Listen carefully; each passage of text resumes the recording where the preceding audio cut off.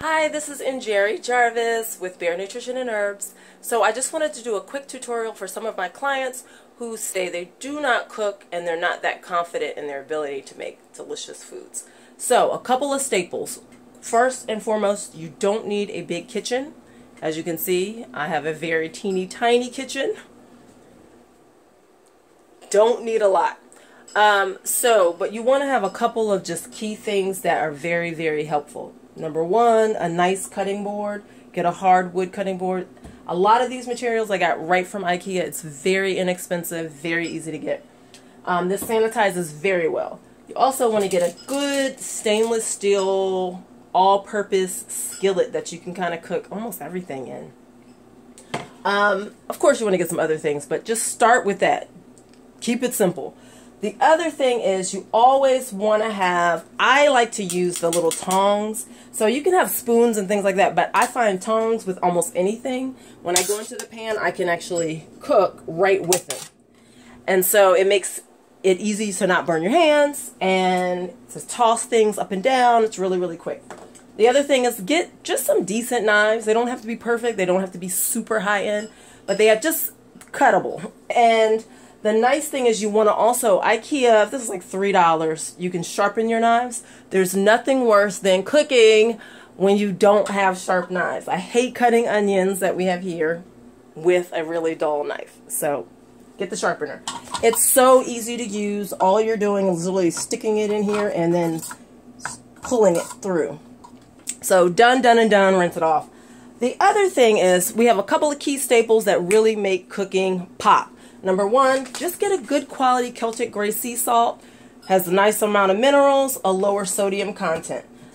Fresh ground pepper. People will think you are a chef du jour because all of the essential oils will come floating out as you put them into your meals and you're cooking. And people will be like, oh my gosh, what's that smell?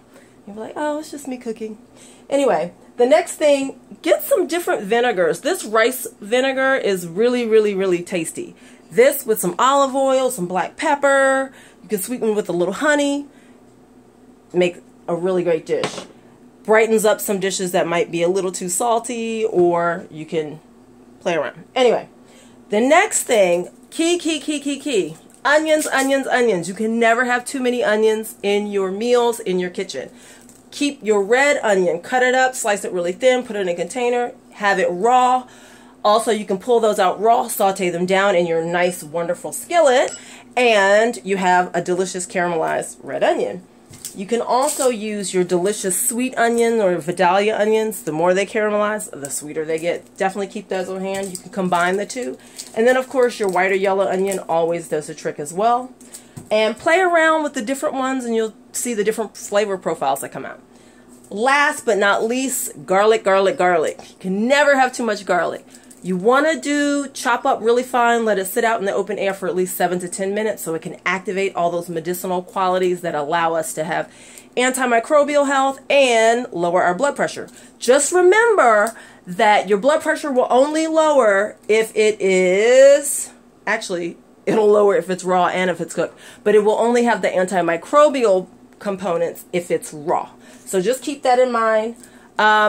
So those are some key staple things. My final piece is get yourself a nice Herbal Palate cookbook. This is a wonderful one. It's by Maggie Oster and Sal Gilberti. And this cookbook, if you try out several different recipes in here, people will think that you are just like a chef. And follow it to a T. A lot of times I will say, you know, try a recipe, play around with it, adjust it. The recipes in this cookbook, do them straight to a T. They're so delicious. A lot of the recipes you're making it with fresh herbs, and that's what brings out a flavor profile that sometimes if you haven't been cooking with fresh herbs on a regular basis, it's just going to change your life. Okay, so do that.